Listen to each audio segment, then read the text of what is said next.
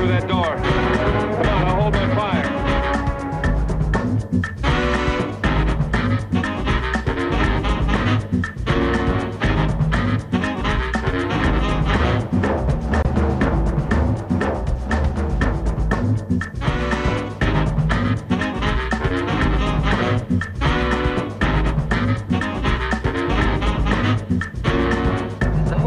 Crumbling, we picked this time to fall in love. Yeah, it's pretty bad timing.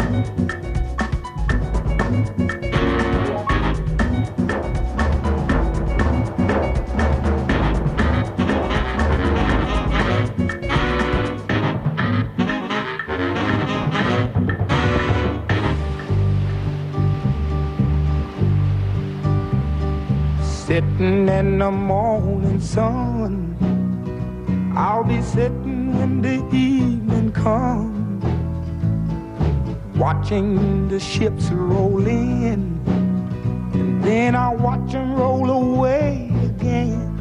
Yeah, I'm sitting on the dock of the bay, watching the tide roll away. Ooh, I'm just sitting on the dock of the bay, wasting time. I left my home in Georgia, headed for the Frisco Bay, 'cause I've had nothing to live for, and look like nothing's gonna come my way. So I'm just gonna sit on the dock of the bay, watching the tide roll away.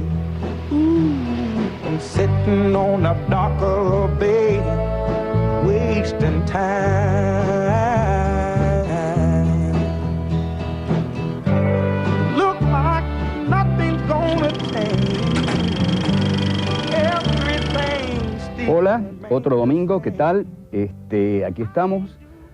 Esperemos estar muchos domingos más, no porque a nosotros nos guste que digamos que se prolongue tanto el programa, sino por vivir simplemente, ¿no? Por seguir vivos. Ahora bien, este domingo vamos a hablar sobre una década, la década del 80, cuyo programa económico y social en realidad tiende a reducir nuestras posibilidades de vida, porque es muy despiadado ese programa económico que llevó adelante, llevaron adelante personajes como Ronald Reagan, Margaret Thatcher, que no son de mi simpatía, digamos, no sé si son de ustedes, pero en general no han dejado algo así cálido en la historia. No sé quién lo dejó, pero ellos no, decididamente. La introducción que voy a hacer es la siguiente. Este programa trata en realidad podría tratar de las viejas consignas de la ultraderecha conservadora: Dios, patria, hogar o tradición, familia y propiedad. Vamos a ver en algunos de los films que vamos a tratar una fervorosa defensa de la familia. O defiendes tu familia o habrá una perra mujer que la destruirá.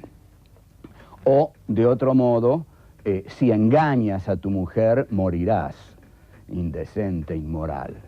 Esto fue lo que define la década reaganiana de la presidencia de Ronald Reagan en Estados Unidos. Un moralismo de derecha muy atado a las concepciones tradicionales, que son las que unen al individuo, a la familia, a la propiedad, a la tierra y a Dios, es decir, a la religión.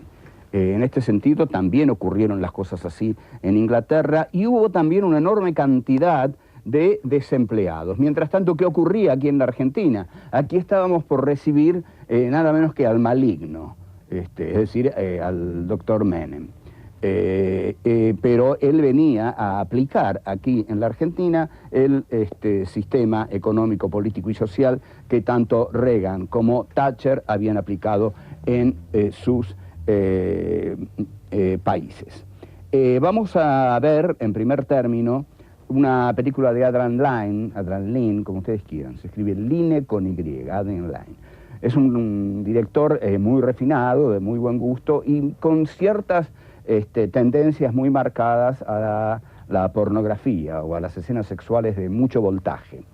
La introducción, que empecemos con esta película, es totalmente adecuado porque a la película trata en la modalidad de un thriller sexy policial, trata de la defensa de la familia, esa unidad esencial de la sociedad burguesa. Vamos ahora a hacer una presentación de las escenas, algunas de las cuales no son para que las vean toda la familia, porque son inadecuadas en ese sentido. Curiosa paradoja, una película que defiende los valores familiares no es apropiada para que la vea toda la familia. Van a ver sexo de alto voltaje y no podría ser de otro modo protagonizando la película un macho man de los Estados Unidos, uno de los más grandes machos, y un tipo que se tuvo que internar por adicción sexual, cosa que no sé si a usted le habrá pasado, pero a mí nunca. Bueno, vamos a ver las escenas.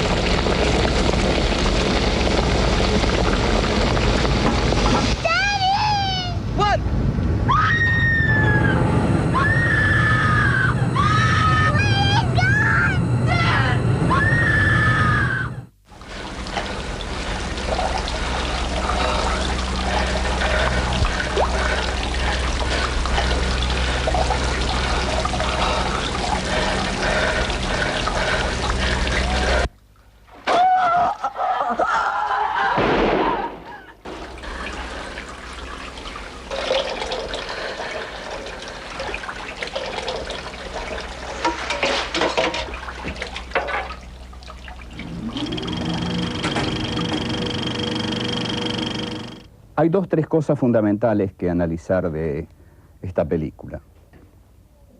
La actitud con que Anne Archer, que es la actriz que hace la esposa de Michael Douglas, mata a Glenn Close. Ustedes observen que ella está como altiva y con el revólver así.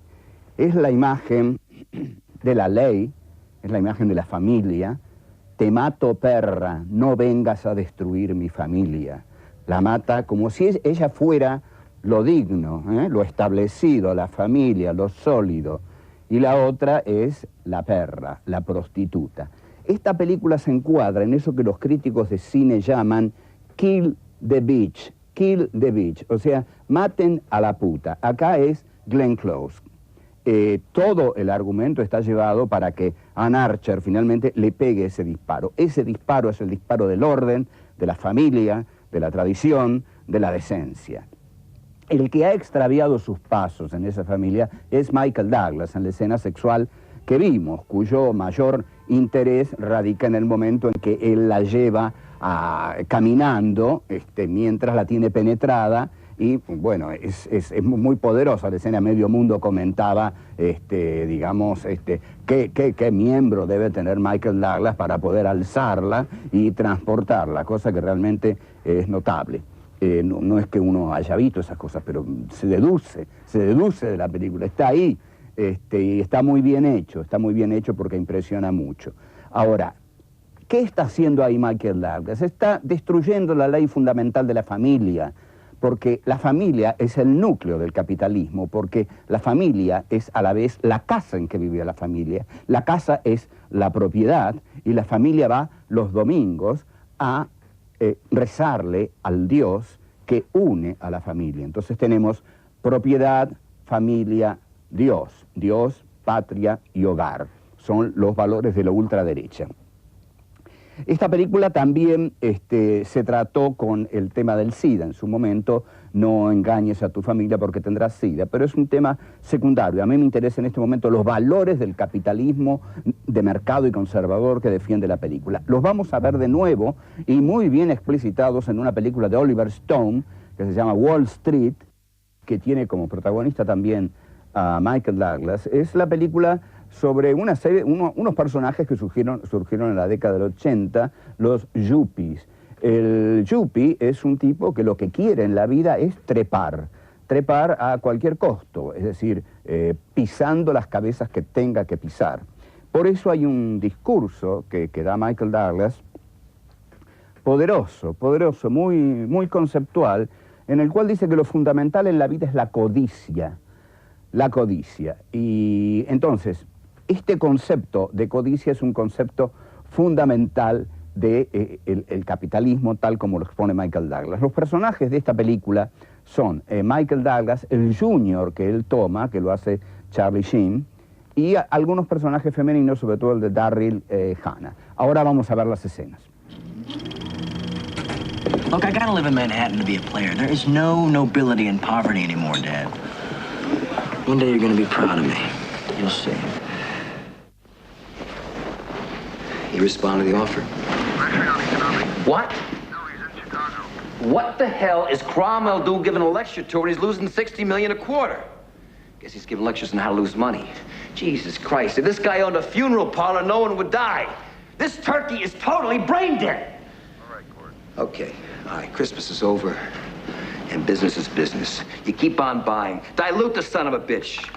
Ollie, I want every orifice in his fucking body flowing red. He's flowing, Gordo. Piece of cake. Doesn't look like it, huh? This guy's the best trader on the street. Susan, get me the LBO analysis on Teldar paper. Bring it in here, please. Mr. Gecko, your wife. What else? What else you got? Terrafly. Analysts don't like it. I do. The breakup value is twice the market price. This deal finances itself. You sell off 2 divisions. You keep the core business. Not bad for a quant, but that's a dog with different fleas. Come on, pal. Tell me something I don't know. It's my birthday. Surprise me.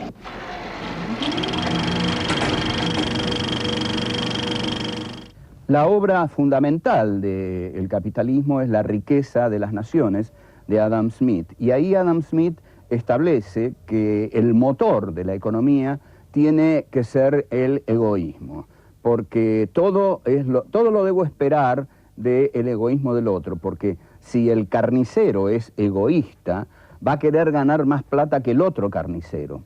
Y al querer ganar más plata que el otro carnicero, va a hacer una mercadería superior para aniquilarlo al otro carnicero. Entonces, es por el egoísmo o por la codicia, como dice Michael Douglas, de este carnicero, que es codicioso y quiere aniquilarlo al otro, este egoísmo, esta codicia, lleva a este carnicero a fabricar una mejor mercadería. Entonces yo voy a comprar una mejor mercadería porque este tipo quiere aniquilar a aquel.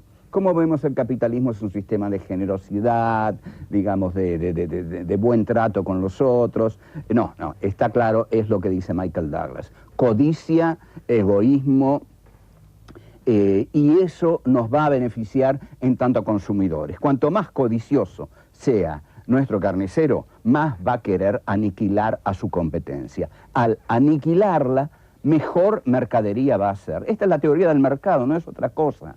Lo que proponen los capitalistas del mercado es que el mercado se regula solo porque cada uno quiere aniquilar al competidor y para aniquilarlo debe hacer mejores mercancías para venderlas. Lo que ocurre con el personaje de Douglas es que él no es un personaje de una empresa que produce, sino que gana dinero con el dinero. Este es el neocapitalismo, hacer dinero con el dinero y no ya el capitalismo productivo que analizó Marx en El Capital. Vamos al próximo bloque, donde vamos a ver Pelotón, otra película de Oliver Stone, y bueno, vamos a volver a analizar la guerra de Vietnam.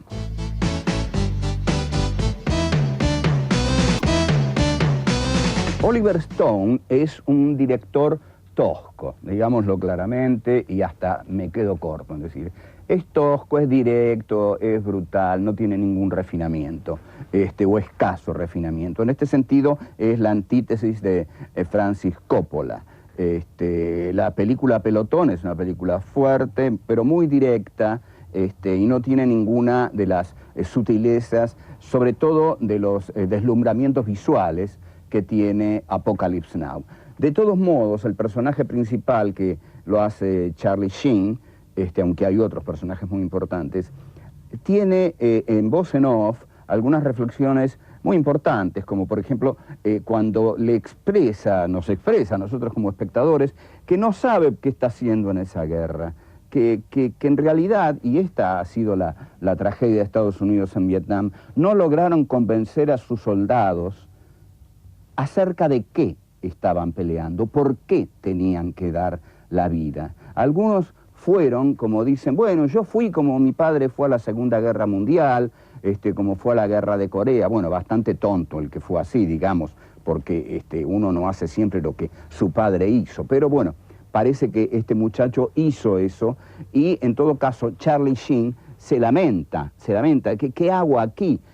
No creo que esté cambiando nada, no creo que esté ocurriendo nada trascendente para mí, y esta guerra no la entiendo. En realidad, los únicos que entendían esa guerra eran los vietnamitas del norte, porque sabían que estaban peleando por su patria, mientras que los norteamericanos no sabían que peleaban por la suya, o al menos nadie logró demostrarles ni hacerles sentir que peleaban por la patria o por qué.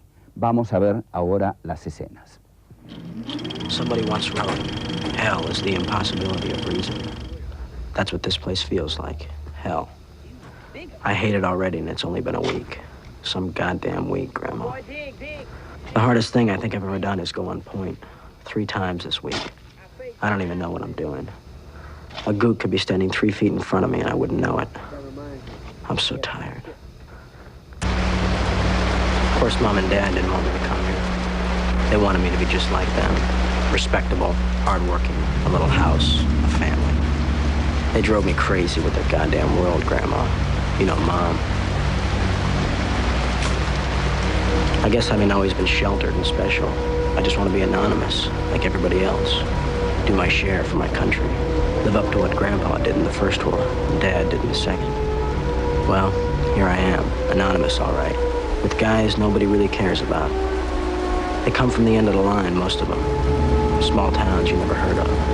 Pulaski, Tennessee, Brandon, Mississippi, Pork Bend, Utah, Wampum, Pennsylvania. 2 years high school's about it. Maybe if they're lucky, a job waiting for them back in a factory. But most of them got nothing. They're poor, they're the unwanted, yet they're fighting for our society and our freedom. It's weird, isn't it? At the bottom of the barrel, and they know it. Maybe that's why they call themselves grunts, because a grunt can take it, can take anything. They're the best I've ever seen, Grandma, the heart and soul. Charlie Sheen, como ustedes vieron, lo que reflexiona es que el abuelo murió en la Primera Guerra, el padre murió en la Segunda Guerra y él seguramente va a morir en esta guerra. Pero hay una diferencia. Los norteamericanos en la Segunda Guerra, sobre todo, estaban más convencidos de lo que hacían. Luchaban contra los malos, contra los nazis, las historietas, hasta Superman, el Capitán Marvel, que era un héroe de esa época, peleaban también contra los japoneses, y había existido la enorme herida de Pearl Harbor, que Roosevelt consiguió que conmoviera a todos los Estados Unidos. Pero hay una escena más introspectiva, en la que Charlie Sheen habla con Willem Dafoe, excepcional actor, y hablan de las estrellas. Es un momento digamos, de introspección, y Dafoe, y dicen algo muy importante, fíjese usted, fíjense, dice, las estrellas están ahí, para las estrellas no hay bien ni mal. Esa es una reflexión notable. Ustedes observen que para la naturaleza no existe el bien ni existe el mal. La naturaleza está ahí. Digamos, un árbol está ahí. Un árbol no se cuestiona acerca del bien o el mal, porque no tiene conciencia, porque no tiene una conciencia moral dentro de sí. El hombre, al contrario, vive atormentado porque tiene una conciencia moral. Es cierto que ha tratado de eliminarla y creo que a esta altura de los tiempos son muy pocos los que ya tienen una conciencia moral, pero porque el trabajo por eliminarla es el trabajo por llegar a ser una máquina de trepar dentro del sistema. Ahora, lo que le dice Dafoe finalmente es que van a perder esa guerra, van a perder esa guerra. Miremos las escenas. It's a beautiful night. Yeah, I love this place at night. The stars. There's no right or wrong in them. They're just there. That's a nice way of putting it.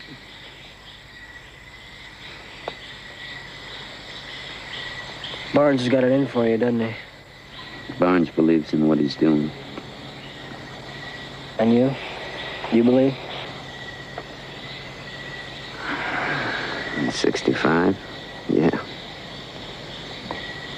Now? No.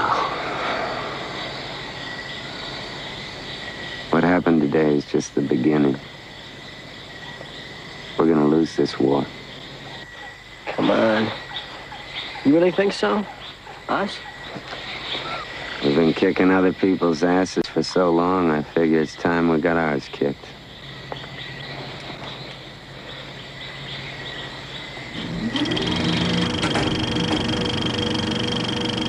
Esa reflexión acerca de las estrellas que son inocentes es la reflexión acerca de, bueno, qué suerte tienen aquellos que no tienen que elegir entre el bien y el mal. En cambio, un soldado, y sobre todo en una guerra, a veces reflexiona sobre si lo que está haciendo está bien o está mal. Ese es un momento peligrosísimo para el soldado, porque si llega a la conclusión de que lo que está haciendo está mal, va a sufrir una grave neurosis o va a tener que desertar, y si deserta, lo van a liquidar. Vamos a analizar acerca del ataque al poblado que vamos a ver y que muestra Stone. Está basado en el hecho más vergonzoso que admitió Estados Unidos en la guerra de Vietnam, que fue la matanza de My Lai. Esta matanza fue conducida por el teniente William Crowley, que fue juzgado, y consistió en que mataron 400 vietnamitas entre hombres, mujeres, niños y ancianos. Fue una masacre y se lo juzgó a Crowley y bueno, luego se le dejó llevar una vida tranquila. Pero no fue la única, hubo muchas otras de estas matanzas y fue una habitualidad la matanza de civiles, porque en realidad el plan Fénix, en el cual se basó también el plan de Videla, es un plan que llevaron a cabo los norteamericanos en Vietnam y que consistía en matar a los inocentes para que los combatientes se entregaran o perdieran la fortaleza de guerrear. Porque si yo a un tipo le liquido toda la familia y ese tipo sabe que le he liquidado toda la familia, su tenacidad para la guerra va a decrecer. Esta era la tesis. El resultado fue una inmensa masacre de civiles, lo cual tornó a esa guerra tremendamente sanguinaria. Pese a que perdieron, los norteamericanos solo tuvieron entre 50.000 bajas y los vietnamitas que ganaron perdieron 300.000, 400.000 hombres. Fíjense ustedes qué horrorosas son las estadísticas. Porque si nosotros vemos morir acá, por ejemplo, o usted ahora al lado suyo ve morir a alguien, se va a horrorizar. Y es uno. Y si yo le digo murieron 300.000, es una estadística. Es decir, un muerto es una tragedia, es una desdicha. 300.000 son un número. Y esto es lo terrible que tienen los números y las estadísticas. Nos hacen olvidar que cada uno de esos números es una persona que nació, fue amado, amó, se crió, tuvo una concepción del mundo y finalmente ahora es un número más en una estadística de cadáveres. Vamos entonces a nuestro próximo bloque Y me interesa muchísimo que reflexionemos en esto que acabamos de decir, porque hay una frase con respecto al Holocausto y los 6 millones de muertos que ese Holocausto provocó. La frase dice: no mataron 6 millones de judíos, mataron 1 y después lo mataron 6 millones de veces más. Vamos al corte.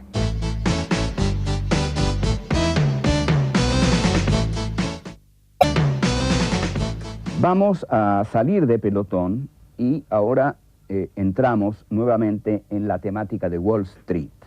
La temática de Wall Street nos lleva claramente a la forma de vida de un personaje de los 80 que se ha prolongado y todavía tiene vigencia, que es el yuppie. El yuppie, como verán, como forma de vestimenta, es la que usa Michael Douglas, con esos tiradores por encima de la camisa. Ahora, el yuppie, como definición, podríamos decir que es un personaje al que solo en la vida lo único que le interesa es ganar dinero, hacer dinero, e incluso hacer dinero con el dinero, que ya es otro tipo de capitalismo, porque el capitalismo que diseña Adam Smith en su libro La riqueza de las naciones es un capitalismo de la producción. Incluso el capitalismo que analiza Marx en El Capital es un capitalismo de la producción, el capitalismo de Manchester y Liverpool, el capitalismo que tiene un burgués patronal y que tiene un obrero proletario al cual ese burgués le extrae su plusvalía, etcétera, etcétera. Pero este capitalismo no es un capitalismo productivo, es un capitalismo que hace dinero con el dinero, es decir, cada vez el dinero se va multiplicando por el manejo de las inversiones que este personaje, el yuppie, hace. Entonces el horizonte que tiene el yuppie en la vida es ganar dinero. Como usted sabe, hay otros horizontes en la vida y de hecho, pero digamos Beethoven tuvo otros horizontes, Picasso, bueno, pero el yuppie no tiene nada que ver con el arte. El yuppie lleva grabado en su corazón, si es que tiene algo ahí, el signo pesos. El yuppie es un personaje que se prolongó en la Argentina, sobre todo durante la década del 90 y durante el gobierno de Carlos Menem, que fue un gobierno que se basó en las leyes del mercado, es decir, dar total libertad al mercado y aniquilar todo ente intervencionista, fundamentalmente el Estado. Si hay algo que caracteriza a la política argentina durante los 90 es el sometimiento de la política a la economía. La economía es la que toma el poder y la base para destruir a la política es destruir al Estado. En consecuencia se llena de yuppies, la Argentina se llena de yuppies y estos yuppies confían en el mercado, es decir, porque en el mercado es donde surge el dinero y las empresas que están en el mercado se devoran a las más pequeñas. Si a usted alguien le dice que el mercado es libre, no le crea, porque en el mercado las más grandes empresas se devoran a las más pequeñas. El mercado tiende a concentrarse y al concentrarse arruina a todo el resto del mercado, es decir, a las otras empresas. Michael Douglas explica esto muy bien cuando dice que el mecanismo para que todo esto funcione, es decir, para que las grandes empresas liquiden a las pequeñas, para que los yuppies quieran trepar constantemente en la escala social hasta donde uno no sabe dónde quieren llegar, lo fundamental es el egoísmo, es la codicia. Usted no sea generoso, solo piense en sí mismo, solo piense en ganar dinero. Lo que va a hacer de usted algo en este mundo o alguien va a ser el dinero. Cuanto más dinero usted tenga, más va a ser. Es decir, el ser, que en la filosofía es lo que constituye al hombre, el ser aquí se transforma en dinero. El dinero es el ser y el ser es el dinero. Vamos a las escenas, por favor. The point is, ladies and gentlemen, that greed, for lack of a better word, is good. Greed is right. Greed works. Greed clarifies, cuts through, and captures the essence of the evolutionary spirit. Greed in all of its forms. Greed for life, for money, for love, knowledge, has marked the upward surge of mankind, and greed, you mark my words, will not only save Teldar Paper, but that other malfunctioning corporation called the USA. Thank you very much.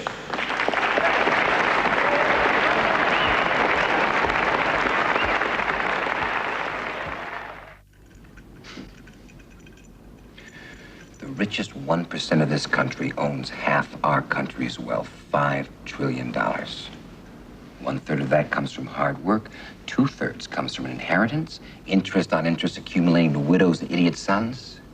And what I do, stock and real estate speculation.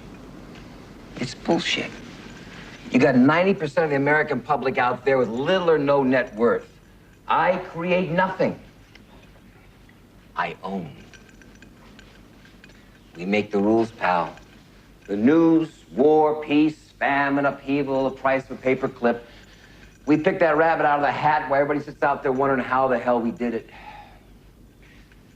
Now, you're not naive enough to think we're living in a democracy, are you, buddy? La década del 80, entonces, se caracterizó por una exaltación de las virtudes antimorales. Es decir, si la moral hasta cierto punto se la identificó como la búsqueda de lo bueno o como la exaltación de la bondad, la década del 80 hace un viraje muy, muy drástico y concentra la ética deviene codicia. Es decir, el más alto valor de la ética es el de la ambición, que es lo mismo que la codicia. ¿Por qué el de la ambición? Porque en una sociedad de mercado, aquel que trepa más dentro de la escala del mercado es el que es superior al otro. Se trata de una moral de acumulación. He venido a este mundo, dice el yuppie, a acumular poder. Y no olviden algo, el dinero es poder. Es decir, no solo el yuppie quiere ganar dinero para tener dinero, lo quiere para tener poder, porque con el dinero se compra todo. No hay conciencia moral que se resista a una gran cantidad de dinero. Esta es la ética del yuppie. Y si nadie se resiste a una gran cantidad de dinero, esto quiere decir que yo puedo comprar todo. Esto es lo que dice el yuppie. Por eso el dinero es el poder. Porque puedo comprar lo que quiero, puedo comprar políticos, senadores, cualquier cosa, actores, puedo comprar filósofos, puedo comprar mujeres, puedo comprar hasta el presidente de la República, si le pongo una considerable suma de dinero y hasta consigo un apoyo financiero de los grandes centros imperiales de las sociedades centrales para el proyecto de ese presidente al cual quiero comprar. También puedo comprar algún presidente de las sociedades centrales. Es decir, el dinero se traduce en poder. Y ahora lo vamos a desarrollar ya en mi último bloque, al cual vamos ya directamente ahora.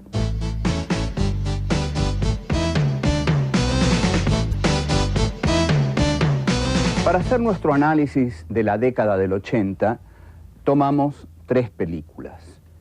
Pelotón, Atracción Fatal y Wall Street. 2 de ellas dirigidas por Oliver Stone, la otra dirigida por Adrian Lyne. Ahora, aquí, primero vamos a una cuestión.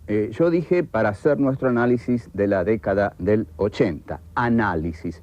O sea, utilizamos el cine aquí, en este programa, para analizar incluso la historia. A través del cine estamos analizando toda una década, qué significó, qué se hizo, qué fue lo hegemónico en esa década. Por eso este programa se llama Cine Contexto, porque contextualizamos al cine. Es decir, nosotros hablamos de una película y la ubicamos en su contexto. En realidad es la forma más profunda, el camino que nos conduce a la mayor profundidad con que podemos comprender una película. Es inevitable contextualizarla. Después, evidentemente, las películas tienen texto. Esto usted podrá decir, bueno, pero cuando hablan del cine mudo, bueno, el cine mudo también tiene texto, porque hay cosas que se dicen en el cine mudo, aun cuando no se digan en voz alta. No hace falta decir todo en voz alta. Entonces, las tres películas que tomamos, Pelotón, Atracción Fatal y Wall Street, para contextualizarlas, nos llevan al problema de Pelotón, porque se podría decir, ¿por qué tomar la guerra de Vietnam para hablar de la década del 80? Primera respuesta, Pelotón es una película del 80, ¿por qué se hizo en los 80? Pero esto es insuficiente, vamos a explicar bien por qué Pelotón expresa la década del 80. Para esto voy a ir a una anécdota histórica, digamos, no es una anécdota, a un hecho veraz de la historia. Ustedes saben que nosotros tuvimos dos invasiones de la potencia imperialista del siglo XIX, Gran Bretaña. En 1806, 1807 vinieron los ingleses como guerreros, fracasaron. Entonces, George Canning, que fue un gran ministro inglés, un gran ministro de los intereses de Gran Bretaña, y por eso fue un gran ministro inglés, porque defendió los intereses de Gran Bretaña muy bien, dijo, qué gran error haber ido a conquistar ese país por las armas. No iremos nunca más como mercaderes, de aquí en más, no iremos nunca más, fíjense ustedes cómo el cerebro a veces se va para el diablo, no iremos nunca más como guerreros, iremos como mercaderes. Entonces lo que estaba diciendo Canning es, si como guerreros fracasamos, vamos a ir ahora como mercaderes, como comerciantes. Como comerciantes, esas tierras van a ser nuestras. Y efectivamente lo fueron hasta que pasaron a la hegemonía norteamericana. Pero con esto quiero decir, los norteamericanos intentaron defender su hegemonía sobre el mundo a través de la guerra, en la guerra de Vietnam. El fracaso de la guerra de Vietnam lleva directamente a que ahora el mundo se intente dominar a través de la economía, que es lo que dijo Canning.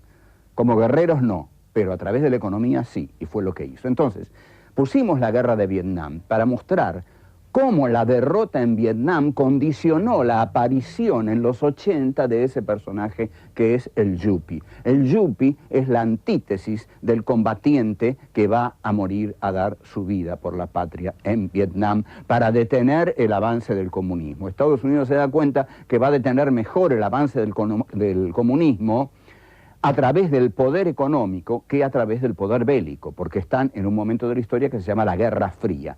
Entonces, ahí, muerto el proyecto guerrero, nace el proyecto económico. Y del proyecto económico, nace la figura del Yuppie. El proyecto económico es el proyecto capitalista, es el proyecto de lograr la mayor acumulación de poder económico en una potencia que es lo que ellos llaman América. El Yuppie, entonces, es ese personaje que surge como producto de lo que más tarde se va a llamar el capitalismo salvaje. Es el personaje típico de los 80 para el cual lo fundamental es acumular dinero, acumular poder, ir creciendo en la escala del poder sin importarle ningún otro tipo de consideración moral. La única moral es la moral del dinero. El único horizonte, o esa cosa que cierta izquierda progre en la Argentina comenzó a llamar utopía, la única utopía del Yuppie es tener cada vez más dinero. Entonces, se tiene cada vez más dinero para tener cada vez más poder. Cuanto más dinero tengo, mi poder es mayor. Entonces, en la década justamente del 80, estos valores tradicionales del capitalismo vuelven a resurgir con una enorme potencia bajo el gobierno de Reagan. Si lo que surge, si lo que se afianza es el poder capitalista, lo que debe afianzarse es también la moral que el capitalismo implica. Acá hay una contradicción. Ustedes observen que el Yuppie, para hacer dinero, no tiene moral. Pero el Yuppie hace dinero también para tener una familia. Porque aquel que tiene mucho dinero y mucho poder, tiene que ser también un hombre de Dios. In God we trust. Dice, cada uno de los dólares, dice, esa es la fórmula. Confiamos en Dios. Y hasta Bush llegó a decir, Dios no es neutral. Dios está con nosotros. Y señala un eje del mal, que es aquel contra el cual pelea Estados Unidos. Es decir, Dios es americano. Y como Dios es americano, el Yuppie no encuentra ninguna contradicción en no tener una moral de la benevolencia cuando la aplica al capitalismo y sí tener una moral familiar, una moral cristiana, evangélica, protestante, ser un WASP, un White American Protestant Person, ser un WASP, es decir, caucásico, blanco, con su familia constituida. Esta constitución de la familia, esta defensa de la familia, es lo que vemos en Atracción Fatal. Atracción Fatal es una película que claramente dice, no engañes a tu mujer porque irás a la perdición, porque arruinarás tu hogar, porque te enredarás con una mala mujer que te llevará o a morir o a perder lo que tienes. La película presenta en el personaje de Glenn Close, una mujer muy, muy sexuada, que tiene escenas muy, muy violentas, muy claramente sexuales con Michael Douglas. Cierta vez Glenn Close le preguntaron, ¿cómo hizo usted para hacer esas escenas? Y ella dijo, bueno, me tomé unos cuantos margaritas y unos cuantos cócteles y fue fácil todo lo demás. Sí, así es fácil, le fue fácil, la pudo hacer. En realidad, para hacer una escena sexual con Michael Douglas hay que estar totalmente alcoholizado, porque de otra forma no. Bien, entonces, la defensa es la defensa de la familia. Esta mala mina, que es Glenn Close, viene a arruinar el cuadro familiar hermoso que tiene Michael Douglas en su casa. Tiene una esposa digna, una esposa que lo quiere, con la cual no vemos que tenga relaciones sexuales, ¿eh? El sexo es malo, el sexo es malo. El sexo se tiene afuera y se tiene con las malas mujeres, como la que hace Glenn Close. Con la santa mujer del hogar no vemos a Michael Douglas fornicar. No fornicarás. Entonces, en la escena final, la culminante, cuando Michael Douglas cree que finalmente la ha liquidado a la bitch, a la puerca, a la puta, a la prostituta, esta salta desde la bañera con un cuchillo para matarlo, y es la esposa, Ann Archer, la que le dispara el tiro mortal, y se lo dispara de un modo, con una actitud así, como elevada, como diciendo, aquí la que te mata es la institución familiar. Yo soy la institución familiar y yo te doy la muerte, perra prostituta que has venido a arruinar a la célula fundamental de la familia. Entonces, esta es la moral de la década del 80, por eso hemos analizado Pelotón, Wall Street y Atracción Fatal. Esperemos que esto les haya interesado, que hayan encontrado la contextualización, la totalización de estas películas. No hay película que no esté expresando a su época y no hay película que no esté a su vez condicionada por su época. Bueno, nos vemos de nuevo y ojalá que todo siga igual así. Nos vemos de nuevo. Chao.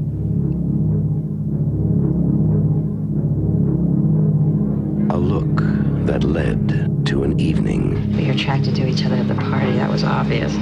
You're on your own for the night, that's also obvious. A mistake he'd regret all his life. And where's your wife? Daddy! Honey, oh, got it. And you're here with a strange girl, being a naughty boy. I don't think having dinner with anybody's a crime. I've got to see you. This is gonna stop. No, it's not gonna stop. It's gonna go on and on. She keeps calling the apartment. Hello? Every time Beth answers the phone, she hangs up. I'm scared, Jimmy. You play fair with me? Do you have an affair with her? I'll play fair with you. I don't want to lose my family. How could you do that? Now, you're scared of me, aren't you? You're afraid. Gutless, heartless, spineless. If you ever come near my family again, I'll kill you, you understand? Daddy! I'm not gonna be ignored. Alicia, where's Ellen? She's gone. Call the police. Whatever resentment she's feeling, she's probably got it out of her system. What if she didn't get it out of her system? What then? Fatal Attraction. I guess you thought you'd get away with it. Well, you can't.